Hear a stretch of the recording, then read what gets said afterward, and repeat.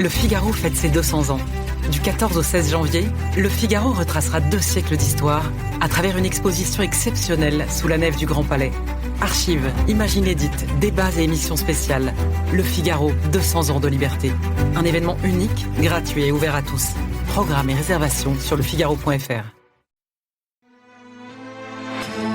Les podcasts du Figaro.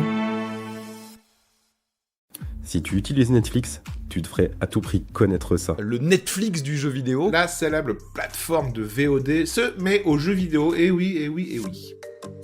C'est une scène fréquente dans la vie quotidienne des Français. Nous sommes samedi soir, une petite famille est réunie devant la télévision et décide de regarder un programme ensemble sur Netflix. Le problème, c'est que personne n'est d'accord. Papa veut un film d'action, maman une nouvelle série, et leur fille menace de passer la soirée sur TikTok si elle ne revoit pas pour la 5e fois le film d'animation K-pop Demon Hunters. Si ça vous arrive aussi, j'ai une proposition audacieuse. Et si vous jouiez plutôt tous ensemble à un jeu vidéo ? Pas besoin de console, il suffit d'avoir Netflix sur la télévision. Chers auditeurs, je sais que vous écarquillez gros les yeux, mais oui, vous avez bien entendu. Il y a des jeux vidéo sur Netflix. Ça fait même 4 ans que ça existe, mais le géant américain avait été assez discret sur le sujet. Aujourd'hui, il change de stratégie et mise notamment sur les party games, les jeux à jouer en famille devant la télé. Allez, venez, je vous explique tout en 5 minutes. Jouer aux jeux vidéo sur Netflix, c'est gratuit, c'est donc sur la télévision et il n'y a pas besoin de téléchargement, de réglage ou même d'acheter des manettes de jeu. C'est votre smartphone qui va servir de manette. Vous n'y connaissez rien à Call of Duty ou à Fortnite, eh bien c'est pas grave, parce que vous connaissez sûrement plus le Pictionary. Netflix ne cible pas les gamers, mais l'ensemble de la famille, avec des jeux tirés de grands classiques du jeu de société. On y trouve donc des jeux de lettres, comme le Boggle, mais aussi des jeux de déduction sociale, c'est-à-dire deviner qui est le coupable parmi vous, un peu comme le loup-garou de Tierce-Lieu. L'idée, c'est de passer un moment convivial en famille ou entre amis, tous ensemble sur le même canapé. En parallèle, Netflix va sortir une palanquée de jeux, cette fois-ci exclusivement pour smartphone, là encore en accès gratuit, sans publicité ou achat optionnel. Ces jeux-là sont encore très simples à prendre en main, on parle de puzzles, de coloriage, de quiz. Ils sont pour la plupart dérivés de séries et émissions Netflix. Love is Blind, Bridgerton, Emily in Paris, Stranger Things, K-pop Demon Hunters, les plus grosses franchises de Netflix ont droit à leur adaptation en jeux vidéo. On est bien loin des premiers pas de Netflix dans cette industrie. Le service vidéo a commencé à inclure des jeux mobiles dans son abonnement il y a 4 ans.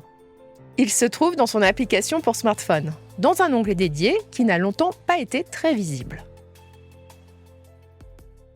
Netflix avait alors une approche du jeu vidéo que je qualifierais plus arty que grand public. Son idée alors, c'était de faire pareil que dans les séries et les films. Financer la création d'œuvres originales et exclusives à son service en allant fouiner du côté de la création indépendante. Netflix a ainsi financé les suites du jeu acclamé par la critique Monument Valley, la création du jeu narratif Immortality du créateur indépendant pointu Sam Barlow, une suite au jeu narratif d'Ubisoft sur la Première Guerre mondiale Soldats Inconnus, et il a acquis en 2021 le studio derrière le jeu vidéo indépendant Oxenfree qui avait eu son petit succès critique. Bref, l'ambiance générale était plus artée que TF1. Netflix avait aussi acquis les droits de distribution sur mobile d'une myriade d'excellents jeux indépendants, comme Dead Cells, Shovel Knight ou Hades. Ce qui faisait dire que Netflix avait probablement le meilleur catalogue de jeux vidéo, sauf que personne ne s'en rendait compte. Aujourd'hui, l'ambiance artée, c'est clairement fini. Netflix supprime ses jeux pointus de son catalogue, il annule des productions, il ferme des studios et il licencie. À la place, il met, comme je vous l'expliquais, le paquet sur des jeux simples tirés de ses propres marques et sur les jeux familiaux. Le changement de braquet est radical, mais il est aussi beaucoup plus cohérent avec la ligne éditoriale des divertissements Netflix.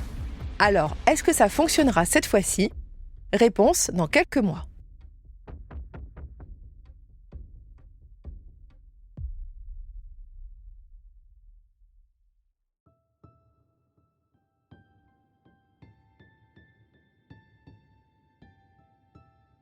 Merci d'avoir écouté Question Tech. Je suis Chloé Voitier, journaliste au Figaro Économie. Si cet épisode vous a plu, n'hésitez pas à le partager autour de vous Et abonnez-vous au podcast Question Tech pour ne pas rater nos prochaines publications. Vous pouvez retrouver Question Tech sur le site du Figaro, sur Figaro Radio, mais aussi sur Spotify, Deezer, Apple Podcasts ou YouTube. Et n'oubliez pas, dans la tech, il n'y a pas de questions bêtes. À bientôt.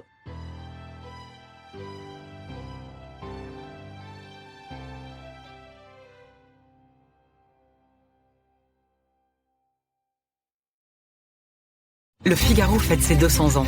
Du 14 au 16 janvier, Le Figaro retracera 2 siècles d'histoire à travers une exposition exceptionnelle sous la nef du Grand Palais. Archives, images inédites, débats et émissions spéciales. Le Figaro, 200 ans de liberté. Un événement unique, gratuit et ouvert à tous. Programme et réservation sur lefigaro.fr.